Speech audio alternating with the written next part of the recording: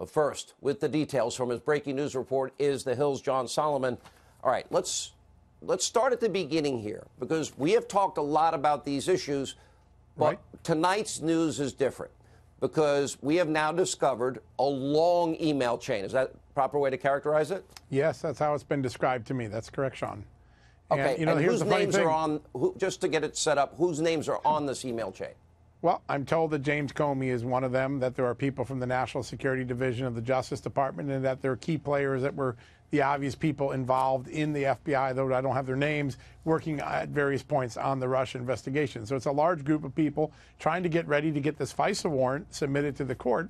And there are 2 or 3 very important revelations. One is that James Comey's involved in the discussions.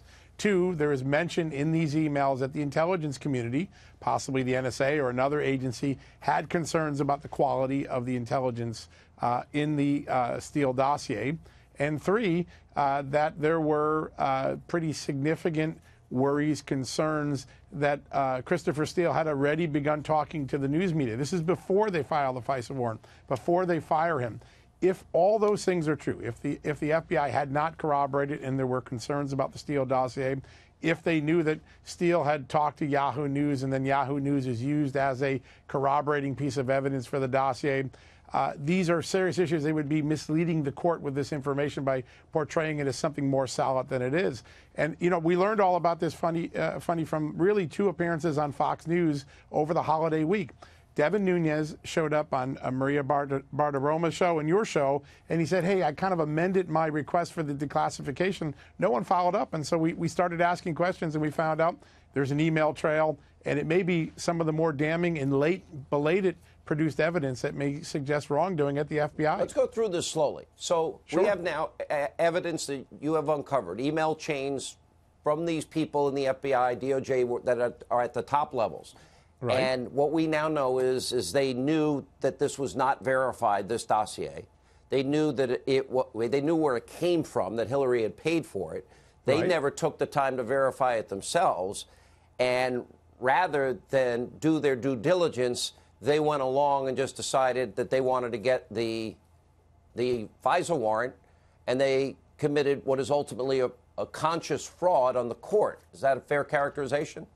I think that's the question and the allegation that has to be further investigated. Until we see the actual language of this email, I don't want to pass judgment, but I can tell you people who have seen it or have been involved with that email say directly it's among the most damning evidence of wrongdoing by the FBI. If those people see it, and if Devin Nunes thought it was important enough to bother the president and ask him to declassify this among the other documents, I think we should assume it's a very important piece of evidence.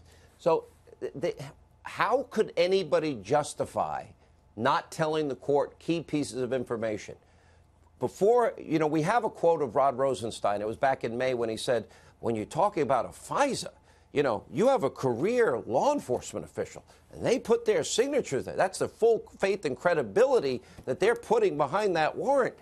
Yeah. But they never verified it, and now we know that they even suspected themselves that none of it was true in many ways, but it never stopped them because their desire to get that warrant far exceeded a desire to do it use the proper process and processes and do due diligence, and they wanted it more than they wanted to follow the law, and they purposely kept information that is pertinent from the judges. That's fair, right?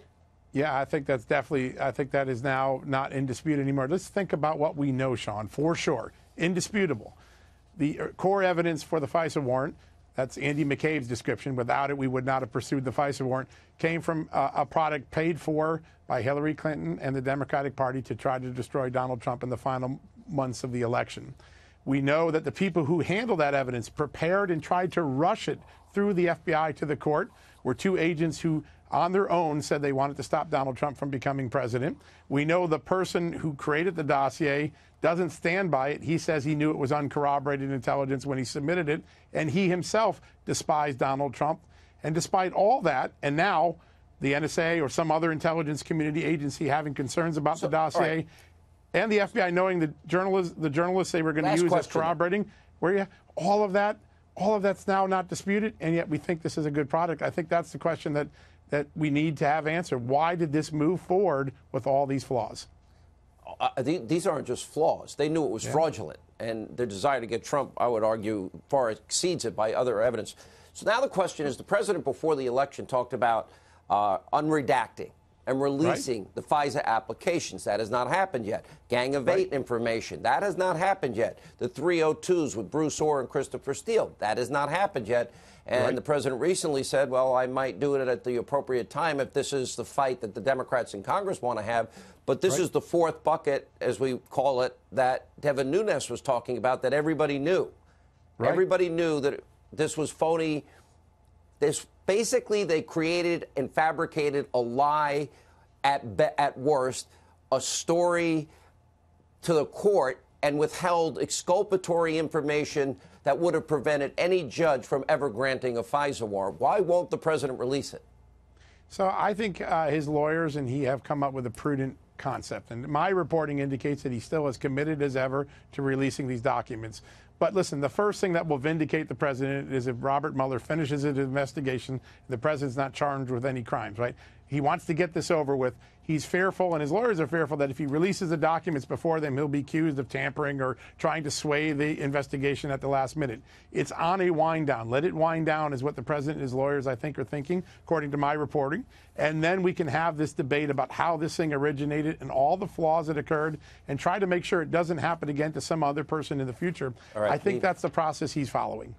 John Solomon, great reporting. Thank you. Thank you, sir. This is huge. We'll have more on this later in the show. All right.